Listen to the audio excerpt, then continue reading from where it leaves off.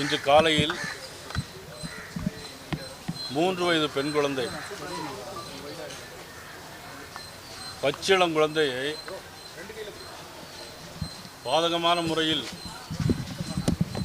இன்றைக்கு பாலியல் வன்கொடுமை செய்து முள்வேலியில் தூக்கி வீசியிருக்கிறார்கள். தமிழக வெற்றிக் கழக ஆட்சி.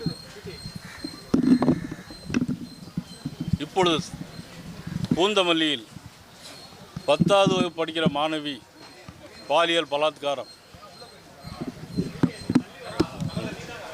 பெரம்பூரில் சாலையில் நடந்து கொண்டிருக்கின்ற மாணவிக்கு பாலியல் பலாத்காரம்.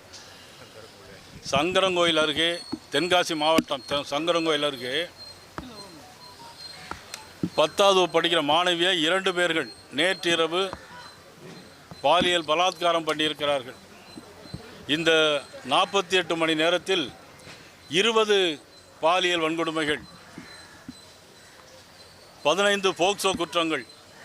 யாருடைய ஆட்சியில்? தமிழக வெற்றிக் கழக ஆட்சியில். கடந்த 10ஆம் தேதி பதவியேற்ற தமிழக வெற்றிக் கழக முதலமைச்சர். ஆனால் வெற்றிகரமாக நடத்துவோரை பார்த்தால் நிலைமை தலைகீழாக போய்கொண்டிருக்கிறது. கடந்த கால திமுக ஆட்சி 125% பாலியல் குற்றங்கள் அதிகம் அவருடைய ஆட்சியில், திமுக ஆட்சியில்.